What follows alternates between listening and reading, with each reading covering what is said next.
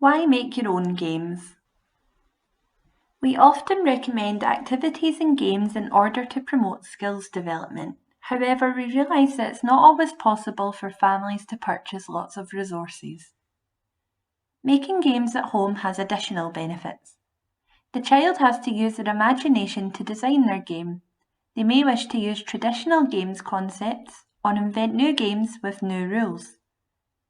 The child practices a range of functional skills, including using a pencil and cutting with scissors.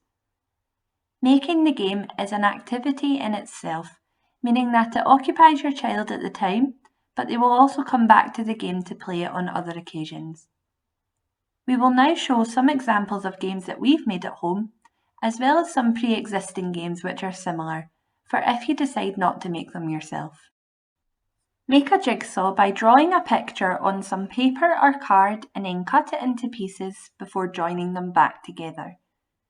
You can draw anything that you like, but we recommend drawing something where the parts will be easily recognisable once they're separated. You can make it easier or harder by deciding on the size and number of pieces and by the shape and similarity of the pieces. You can of course buy a range of jigsaw puzzles. Make sure that you choose one which is appropriate to the age and ability of your child. We love jigsaws because they encourage the use of two hands, problem solving, visual perceptual skills, and they're a calm, quiet activity that your child can focus on.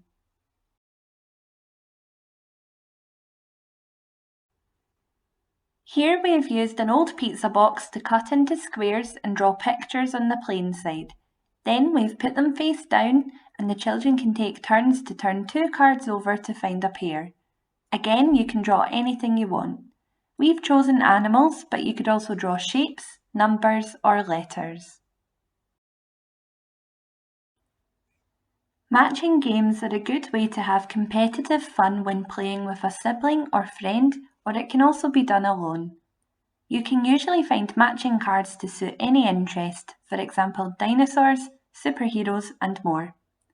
Matching games encourage memory, attention, and to a degree fine motor skills, as they require a pincer grasp to turn them over. Some matching games incorporate additional skills, such as this one, where the matching pairs fit together as a jigsaw. Bingo is a bit of a trickier one to try and make, as you need to create your numbers to choose at random and also design cards which have different sets of corresponding numbers.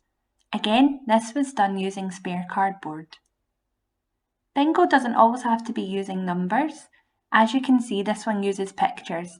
Bingo games practice visual perceptual skills, attention, and listening skills.